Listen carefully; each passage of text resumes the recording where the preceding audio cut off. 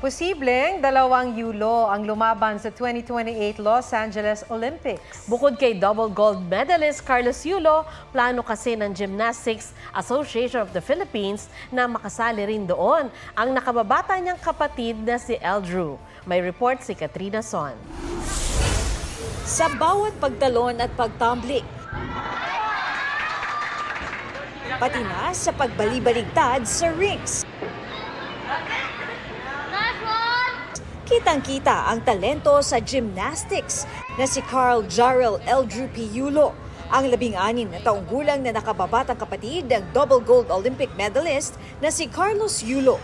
Jarrell Eldrew of NCR. Malimit siyang nag-uuwi ng gintong medalya. 9 na taong gulang pa lang daw si Eldrew nang manalo ng medalya sa ibang bansa. Ang inspirasyon daw niya, ang kanyang kuya.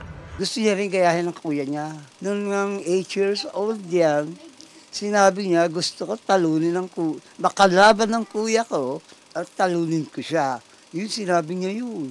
Ang tagumpay ng kanyang kuya sa Olympics, posible na ring maging abot kamay ni Eldrew. Ikinatutuwa raw ng kanilang pamilya na isa si Eldrew sa mga napipisil na lumahok sa 2028 Los Angeles Olympics. Sa tingin ko, ready na din siya dahil yung mga past 3 laban niya, nakakapitong gold siya. Nakausap ng araw si Eldrew ng Gymnastics Association of the Philippines. Di tulad ng kanyang kuya na ilang taong nag-training sa Japan. Gusto raw ni Eldrew na sa Pilipinas magsanay. Naghahanap na raw si GAP President Cynthia Carrion ng permanent coach para kay Eldrew at para sa Gymnastics Philippine team. Bulgaria is one of them, from Bulgaria. There's another one from Australia. There's another one from Korea. Sa ngayon, may pansamantalang coach daw si Eldrew na humihingi ng pointers mula sa dating Japanese coach ni Carlos Yulo na si Munehiro Kugemiya. So I am looking now. This is going to be, but of course,